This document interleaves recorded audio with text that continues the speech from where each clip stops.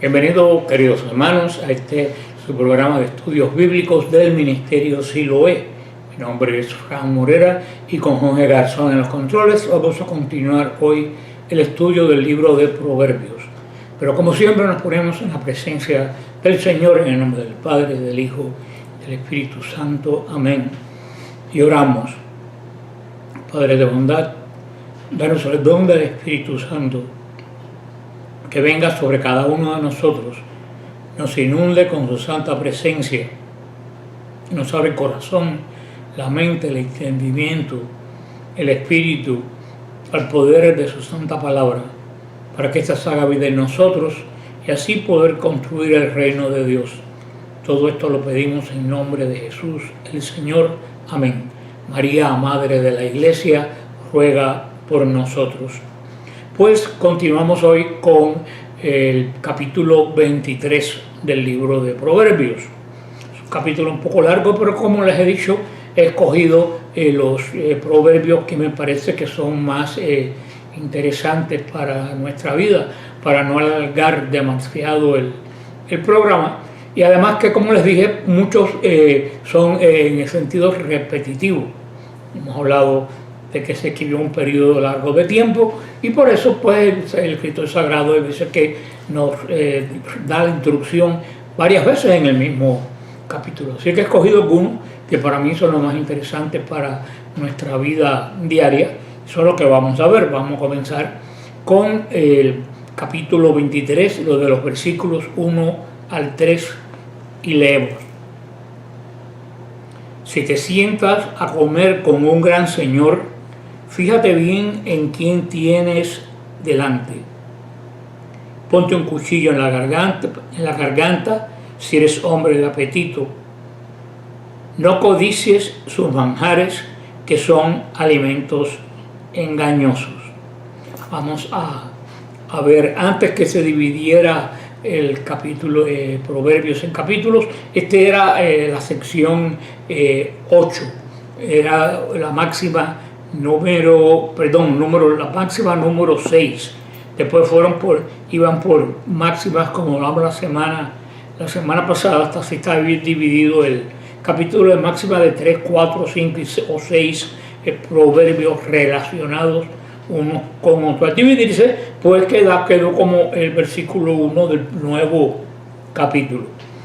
Cuando te sientes a comer con algún gran señor, la idea es una generosa invitación a comer con personas que son poderosas, personas que tienen gran poder político, o en esa época eran los grandes magnates relacionados con el rey y que tenían a cargo direcciones de diferentes regiones de Judea. Y por supuesto que ponían en una época que se comía con bastante austeridad, como les he dicho anteriormente. Es la idea de que ponen una mesa llena de manjares, muy bien presentada. Eso más o menos como lo que nosotros vimos en el capítulo 1 cuando vimos al profeta Daniel. Porque nos dice el libro Proverbios, nos deja entrever que hay personas poderosas, sobre todo políticas de esa época, que no dan nada gratuitamente, que se le invitaban a comer. Sobre todo pensando Salomón en la gente de la corte y en todo eso, es que querían algo en cambio y era mucho más de lo que estaban dando. Así Salomón advierte a sus hijos, queriéndole decir que uno puede muchas veces perder el alma en este tipo de intercambio. Ese momento era debido a la corte, todo esto, pero podemos ponerlo nosotros a nuestro nivel de diferentes formas y maneras, y lo hemos visto sobre todo en los trabajos y en Hollywood, cuántas personas han perdido su alma a cambio de un puesto, de un gran papel, por ejemplo en la televisión o en las películas, y eso se ve mucho en el mundo artístico y también en el mundo laboral lo podemos ver. Lo que dice es que considera bien lo que está delante de de la persona. O sea, le dice que no se sienta abrumado, que no se sienta seducido por la atmósfera de poder y de lujo en que se va a ver. Le dice que si uno es vulnerable a este tipo de tentaciones, tiene que tener mucho cuidado. Eso lo que quiere decir que tiene que poner el cuchillo en la garganta. Esa expresión, lo que en esa época quería decir era que tenía que controlar el apetito o tenía que controlarse. Era más o menos como decimos hoy, muérdete la lengua cuando no vas a decir algo. Es más o menos un aproximado. Aunque se refiere aquí a la comida, puede interpretarse a cualquiera de los apetitos que puede tener el ser humano. Está diciéndole a una persona que tiene apetitos exagerados por algún área de la vida, que tenga mucho cuidado. Porque le dice que la mesa de este gran señor que lo invita puede ser su ruina. Puede ser que se sienta seducido por esta atmósfera de poderío, de lujo, y te lleve a renunciar o a prometer lo que no debes prometer. Y de hecho vemos en este mundo del artistaje muchas veces a adorar a aquel que no debes adorar ni servir. Eso lo vemos continuamente. Esto quiere decir que todos los jóvenes deseosos de andar en el camino de la sabiduría, como quería Salomón que sus hijos anduvieran, mantengan el ojo abierto en el temor de Dios y que las cosas materiales no les roben la excelencia de lo espiritual que hay en la persona. Vamos a ver el 4 y el 5, que sería la séptima máxima. Dice: no te afanes por adquirir riqueza, ten la prudencia de desistir. Vuelan tus ojos a ella y ya no está, porque se hace alas como un águila y vuela a los cielos. Muchas veces el libro de los Proverbios reprende e incluso llega a burlarse del hombre perezoso, lo hemos visto. Sin embargo, esto no significa que hagas del trabajo o de la riqueza un ídolo, un falso ídolo.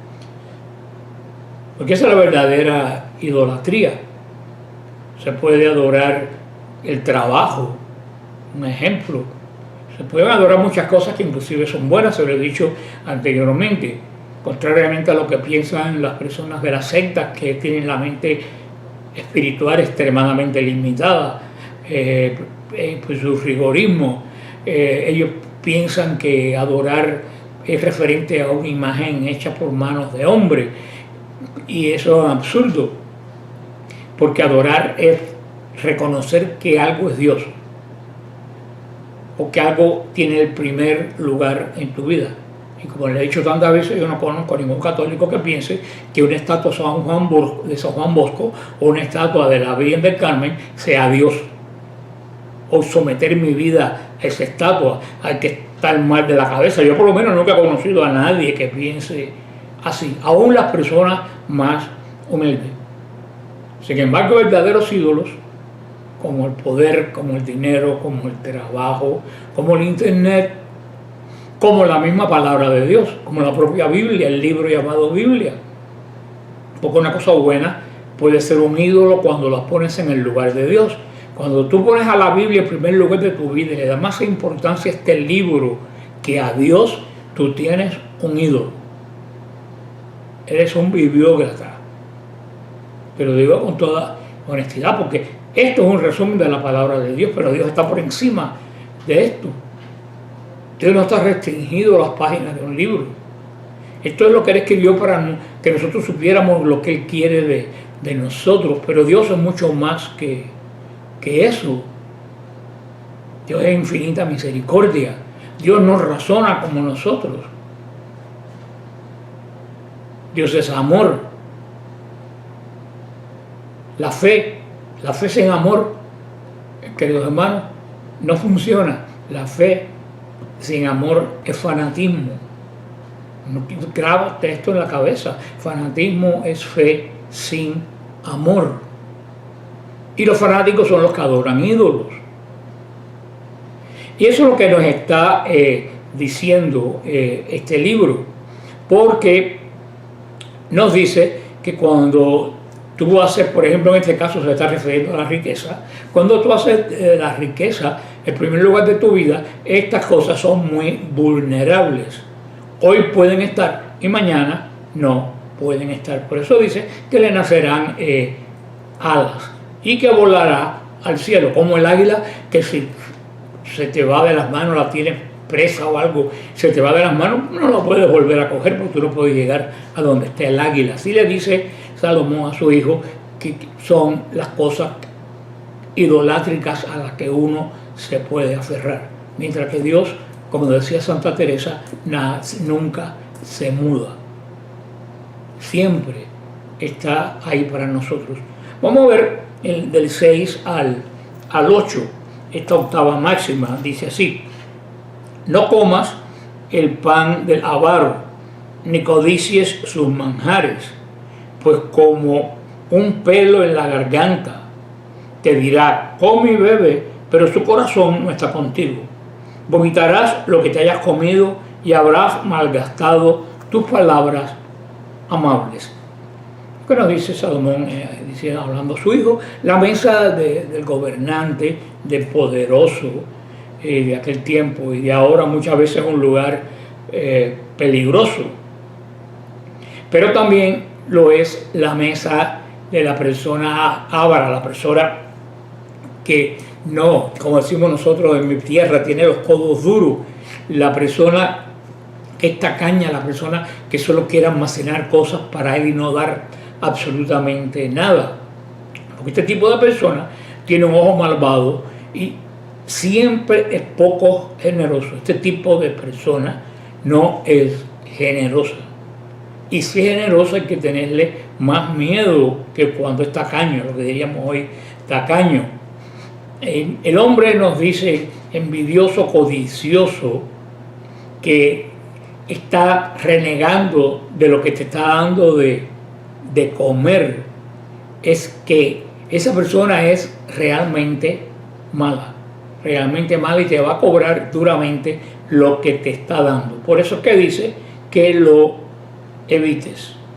El hombre tacaño le dice a sus invitados, ven, come, pero sin embargo el corazón no está con él. También nos dice que la mesa de este tipo de persona va a ser una experiencia tan desagradable, que la comida que disfrutaste se va a convertir en molestia. O sea que dice que las vas a devolver, que va a ser una comida desperdiciada.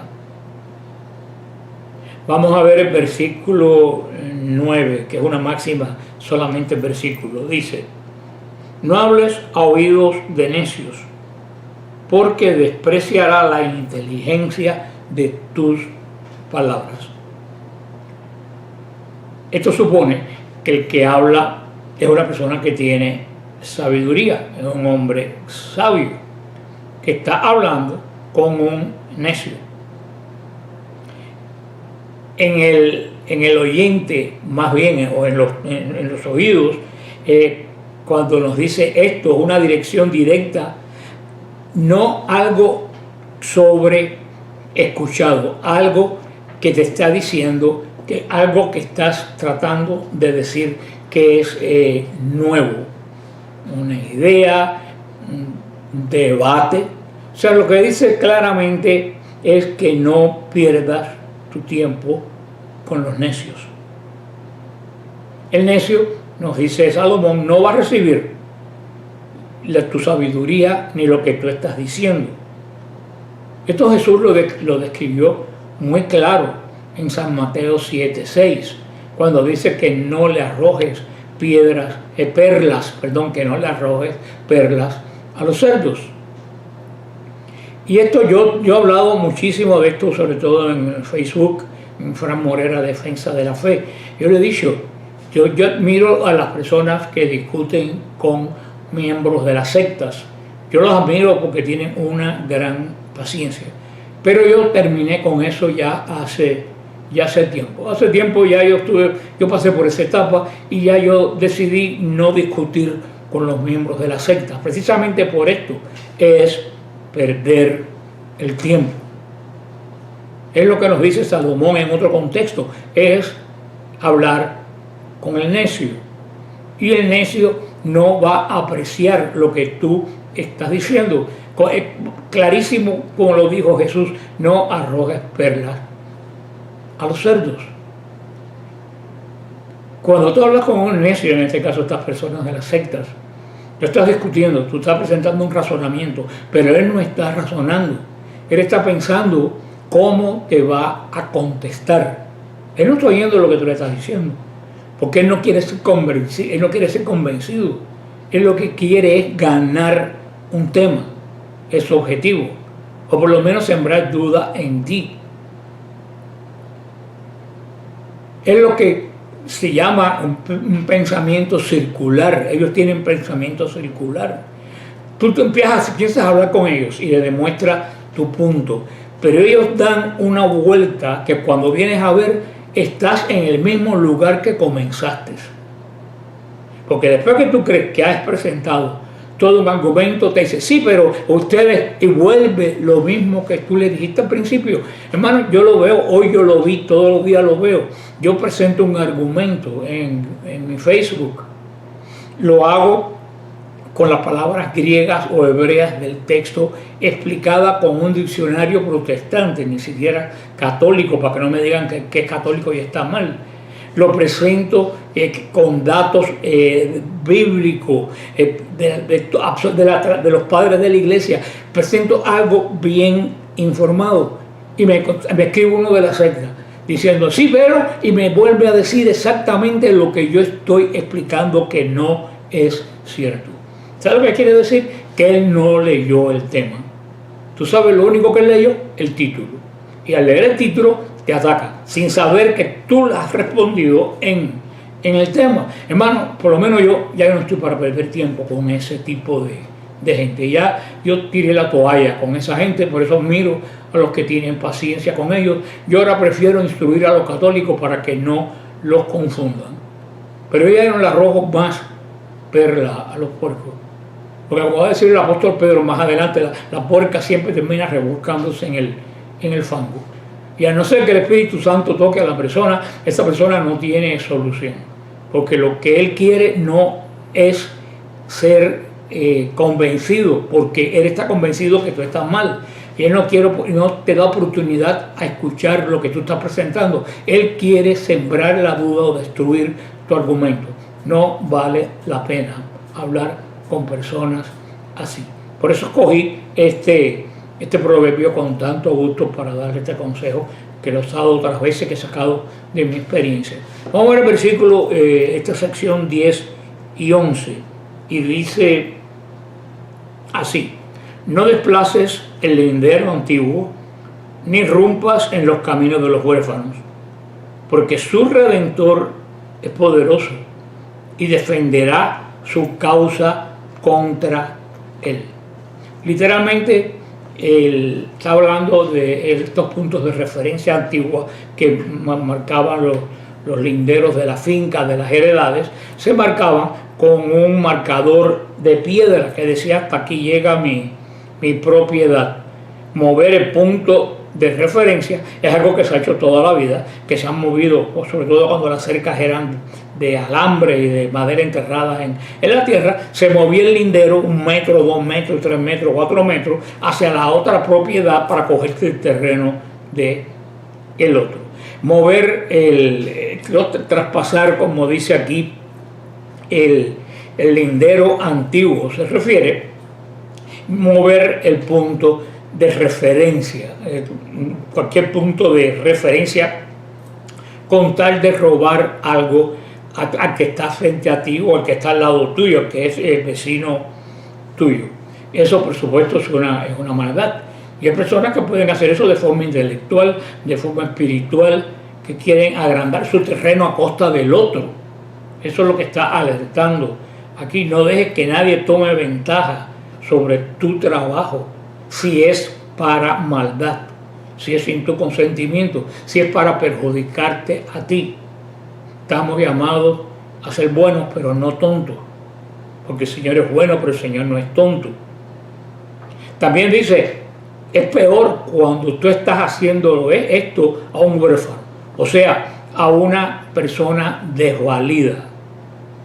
Esa es otra cosa que una persona puede hacer, y es peor todavía cuando tú tienes ventaja intelectual o espiritual sobre otra persona.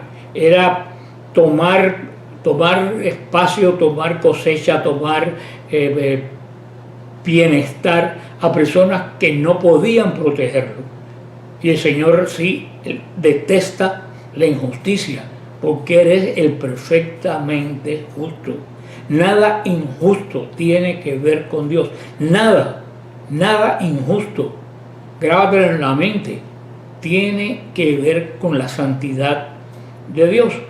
Y Él, siendo perfectamente justo, Él defiende a aquel que es objeto de justicia.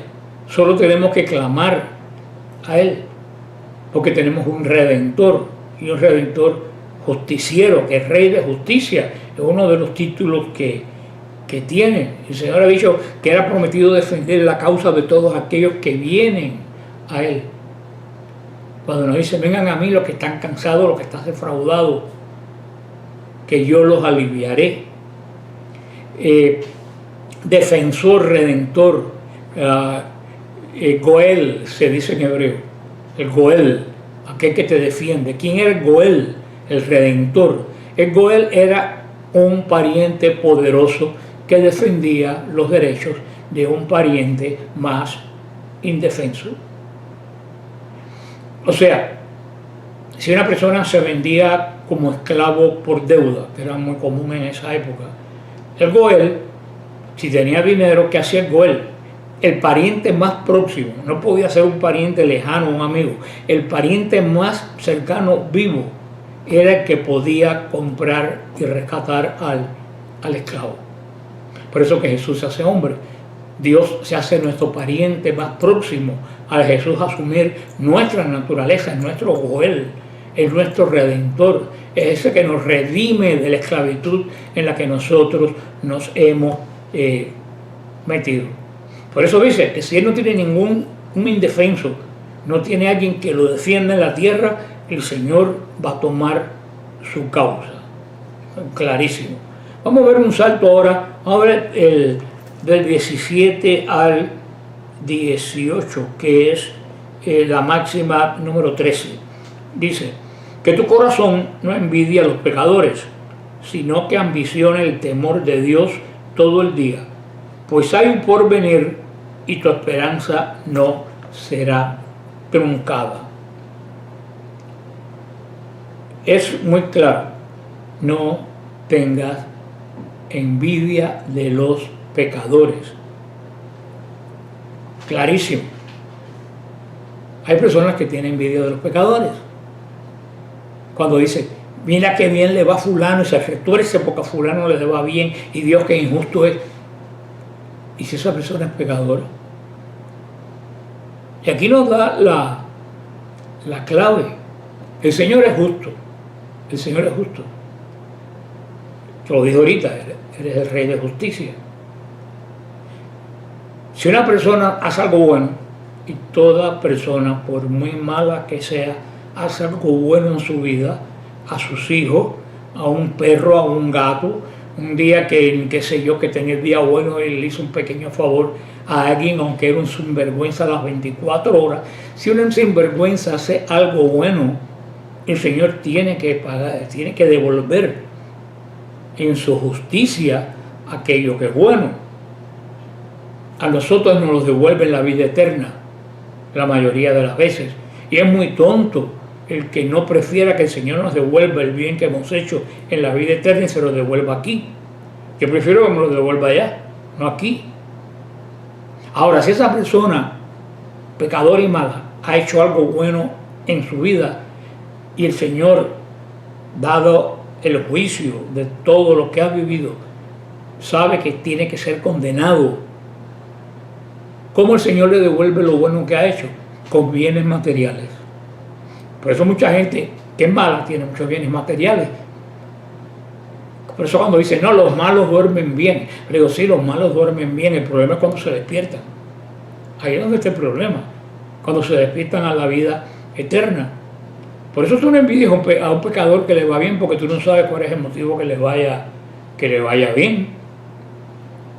Mejor mira el lado allá de la eternidad y compárala, porque ahí donde vamos a pasar nuestra eternidad, lo que nunca se acaba. Y lo dijo el Señor, acumulen bienes allá, no los acumulen acá, porque acá lo come el orín, lo come las quiebras, qué sé yo.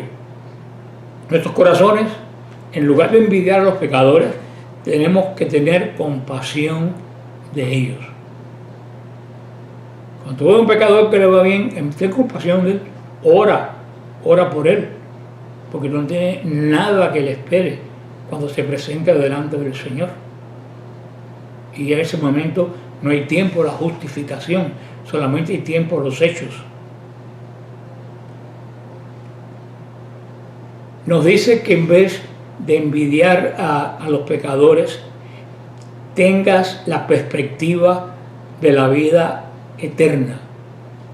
Y en vez de enfocarte en la riqueza que puede tener un pecador, te enfoques en el temor de Dios que tienes tú, que es un reconocimiento activo de la grandeza y de la justicia de Dios, que cuando no puede dar nada allá, lo da acá, porque es su naturaleza el ser justo y recompensar lo bueno y castigar lo malo. Los hombres deben despertar con Dios, caminar con Dios y acostarse con Dios. Esto tener una comunión perfecta con Él durante el día, que después la resumimos cuando tenemos la comunión más perfecta de todas, el día del domingo, o si vamos a misa entre semana, cuando Él se entrega a mí y yo me entrego a Él. Todo esto siempre basado en el santo temor de Dios. Y ahora también vemos en la santa justicia de Dios. Vamos a ver ahora una serie de proverbios que ya lo vimos en el capítulo anterior. Así que yo he cogido el 19 al 21, que es el 14, y cogí unos pocos ahora, hasta el final. Dice el 19 al 21. Escucha tú, hijo mío, sé sabio, y rectifica tu corazón al caminar. No estés con los que se embriagan de vino, ni con los que se atracan de carne, que el borracho y glotón se vuelve pobre, y el sopor los viste de harapo. Escucha a tu padre que te engendró, y no desprecies a tu madre por ser anciana. Escucha, hijo mío, sé sabio. Esto se repite en el libro de los Proverbios. Es la instrucción y guía que da un padre a su hijo. Nos lo dice, escúchala, oye. Es lo que muchas veces oímos y no escuchamos. Es un oír atento, grabándote lo que estás diciendo, que ya alguien lo vivió anteriormente a ti. El consejo sabio, un hijo o una hija que le da Salomón y que se puede dar en muchas situaciones hoy en día, es no mezclarse con las personas que abusan del alcohol. Y ahora por extensión, que en esa época no lo había, que abusan o que usan la droga.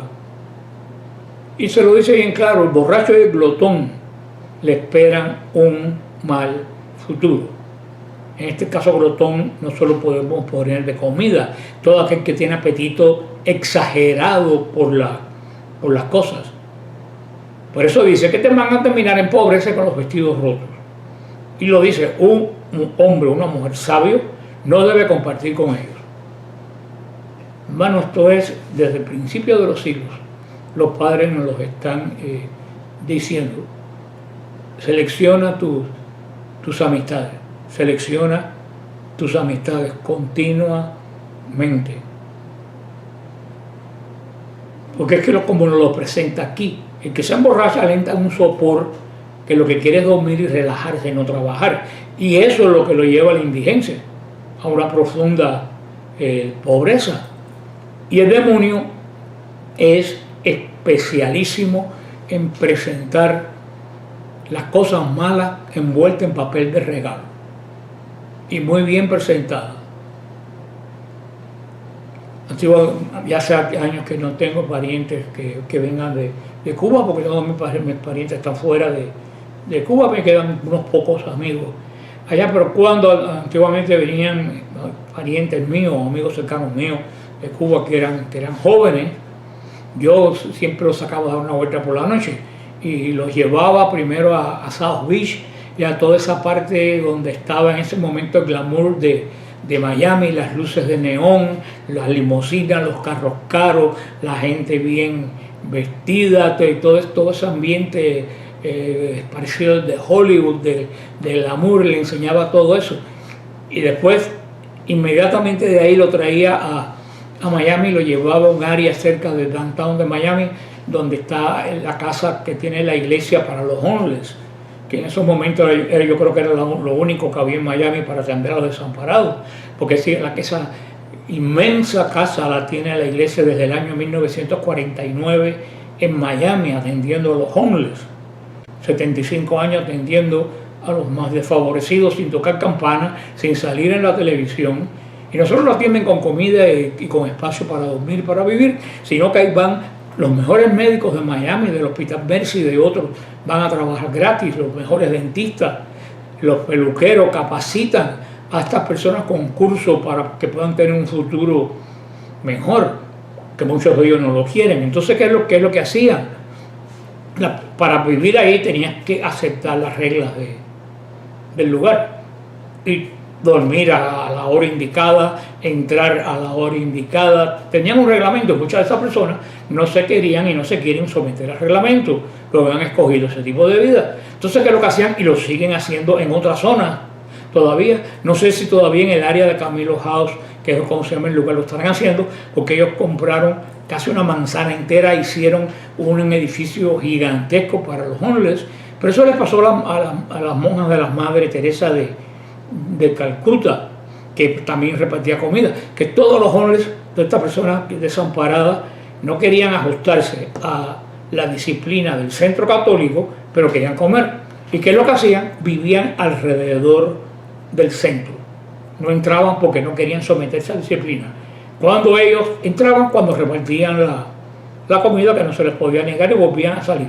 Pero entonces por la noche dormían en trapos en el piso, tapados con cartones, y yo llevaba a esta gente de glamour de Ocean Drive, de Miami Beach, lo llevaba ahí afuera en Camilo House y le decía, mira, mucha gente de esta que tú ves durmiendo bajo esos cartones comenzaron en el glamour de Miami Beach, porque el demonio te presenta, como te dije, el mal en papel regalo, glamoroso, la bebida, la droga, todo eso, pero cuando te tiene apretado, que te hace esclavo de eso, te empobrece hasta lo máximo, vives al límite de lo mínimo y terminas casi en estado de animalidad, durmiendo en un portal porque no te quieres ni siquiera someter a una disciplina. Así que lo que tú ves aquí muchas veces comienza allí.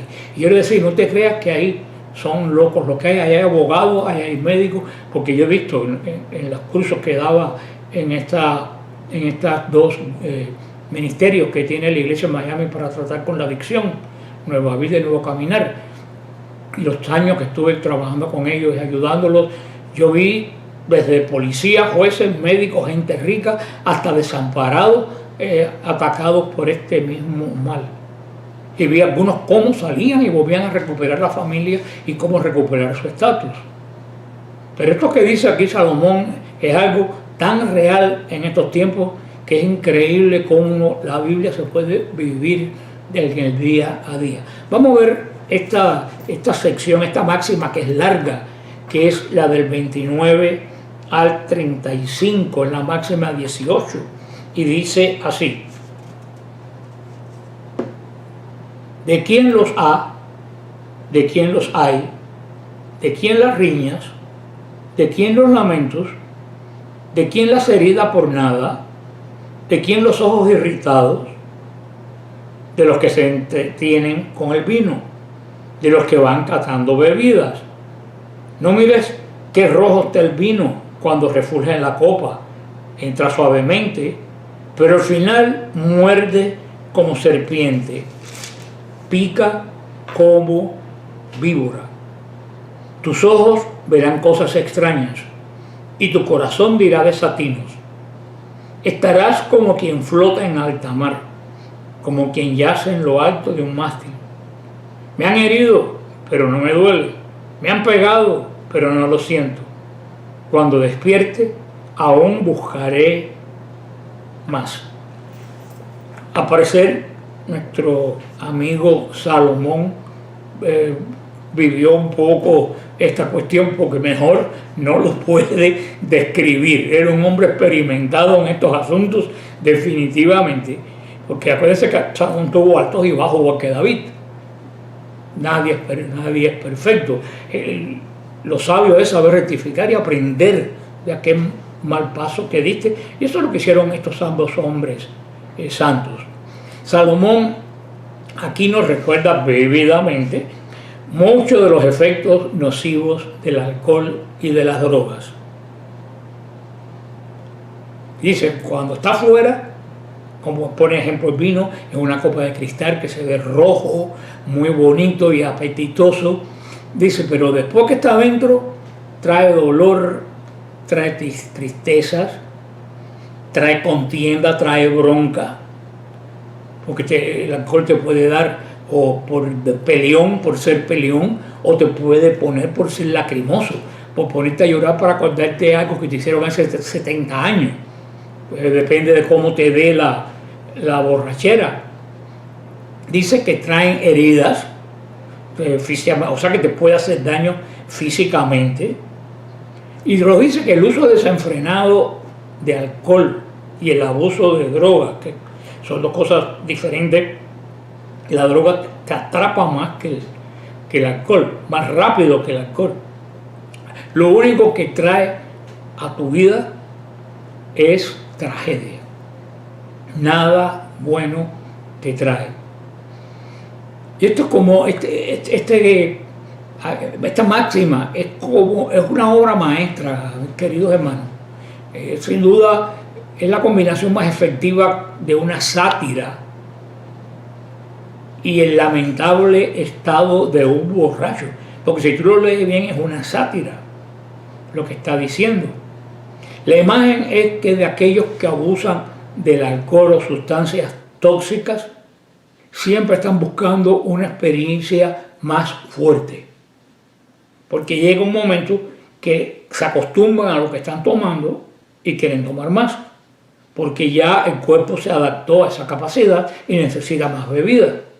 O el que empieza por droga, hoy en día que dicen recreacionales, que no hay drogas recreacionales, pero el que empieza con la marihuana, después quiere buscar algo más fuerte y pasa a la cocaína y después pasa a la anfetamina y así vas hasta llegar a los últimos grados de la degradación en la droga que te destruye, porque el cuerpo asimila, se acostumbra a lo que estás tomando y lo que hace es pedirte el próximo eslabón. Ojalá fuera así con la santidad, que cuando yo rezara el rosario tuviera deseo la próxima vez de rezar 3 rosarios. Pero curiosamente esto solamente pasa con lo malo, no con lo bueno. ¿Qué capacidad tiene el mal de ser atractivo? Y somos tan estúpidos que no vemos que esa atracción pasa. Porque es temporal, todo lo temporal pasa. Pero como tu alma está hecha para la eternidad, tú quieres buscar algo, aunque sea malo, que te dure más. Es lo mismo que decía San Agustín, que lo aprendió de pecador, se hizo un tremendo santo, porque aprendió en carne propia la degradación a quien llegó. Por eso decía, mi alma está inquieta y no descansará hasta que me encuentre en ti. Porque nosotros, la imagen y semejanza de Dios, estamos hechos para lo eterno, para lo que no se acaba. Todas nuestras aspiraciones son que duren para siempre, pero por culpa del pecado todo eso se limitó. Pero nos quedó esa tendencia que estamos hechos para algo que es eterno. Y por eso todas las cosas materiales que encontramos no nos pueden llenar, porque lo único que nos puede llenar es Dios. Pero entonces nosotros, que no sabemos eso, nos llenamos con las cosas materiales. Como me queda esa ansia de eternidad, quiero seguir rellenando esto con más de lo primero y con más de lo primero, con la diferencia que Dios te lleva a la eternidad con Él, y estas cosas te llevan a la eternidad de la destrucción perdón, de la destrucción eterna. El alcohol es persistente. Describe aquí a aquellos que obtienen la comodidad de saber que tienen un placer al alcance de la mano, como una copa de vino, para callar tus sentidos. No el trabajo disciplinado de encontrar satisfacción en lo que estás haciendo, que muchas veces reprimiendo el mal en ti para llevar una mejor vida.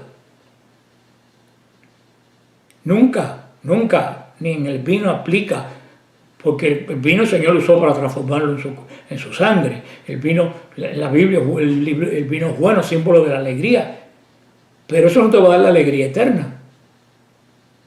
Todas esas cosas, en el caso del vino que tomas y la bebida, hay que tomarla muy moderadamente, porque eso siempre te va a dejar con apetito de más.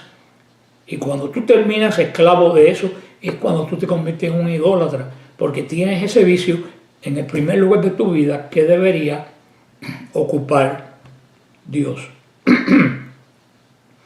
Y la otra parte que nos dice que eventualmente el abuso del vino, el uso de drogas, eso que te ha ido a hacer sintiendo bien, te va a morder, te va a picar.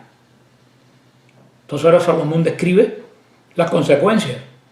Los ojos que ven cosas extrañas, el corazón que prefiere cosas perversas, que posiblemente estando sobrio lo deseabas, pero el espíritu tenía control de tu carne y tú controlabas esa tendencia.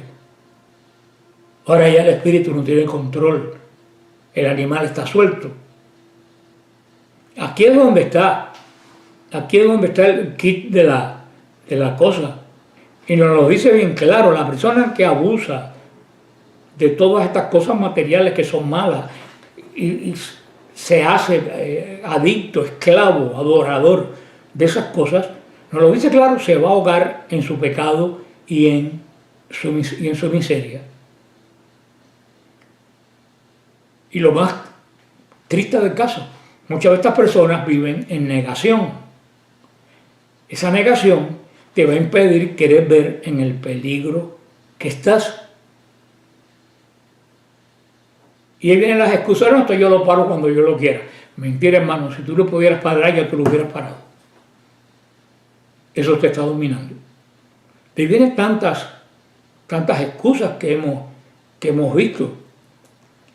Entonces nos presenta todo esto como quien flota en alta mar. Nos pone como que está imagínense, yo nunca he estado, pero imagino que en un barco esos pequeños, el que está en esos mástiles altísimos arriba, eso se debe mover tremendamente y debe dar mareo. Entonces nos pone Salomón este ejemplo.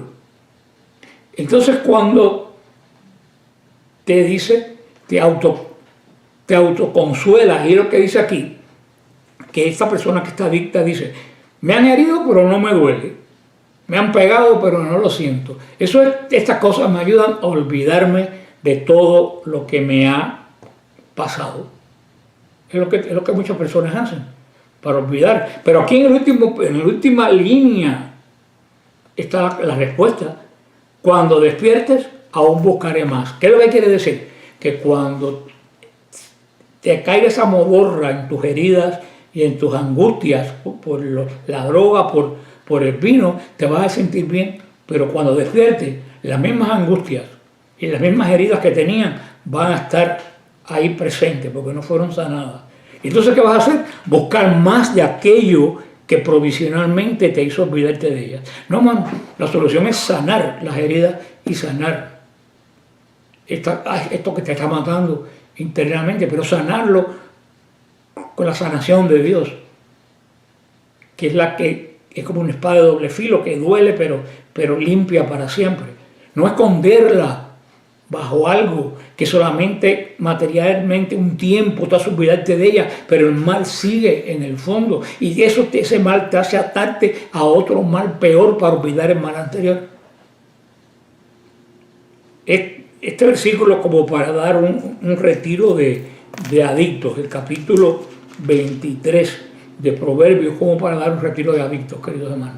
El Salomón nos presenta una situación, nos habla como sus propios hijos de algo que vemos todos los días a todo nuestro alrededor.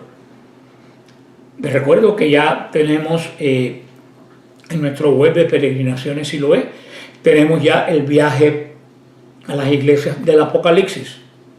En octubre nos vamos a visitar las 7 iglesias del Apocalipsis que hoy están en Turquía. Vamos a ir a la isla de Patmos, donde Juan escribió el Apocalipsis. Vamos a ir a la cueva donde Juan cayó en éxtasis y fue llevado al cielo y le fue dado el libro de la revelación. También vamos a hacer turismo, vamos a estar en Capadocia, vamos a estar en globo por la madrugada en Capadocia, ver Estambul, que es una de las ciudades más bellas del mundo. He estado muchas veces, pero sobre todo estudiar las 7 cartas en el terreno de las iglesias y ver que muchas de ellas, por no hacer caso a lo que el Señor le decía en las cartas, desaparecieron.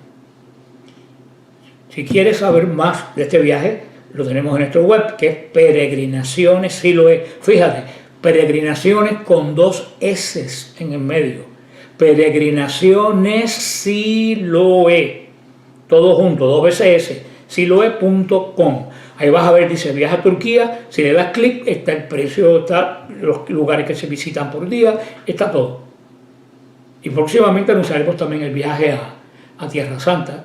Así que los animo a este año a pedir al Señor que los provea para poder ir a esos lugares que vieron nacer nuestra fe, tanto en Cristo como en la iglesia. Que el Señor los bendiga, los guarde y los mantenga sobre la roca. Aquí está la promesa de que las puertas del infierno no prevalecerán. Amén.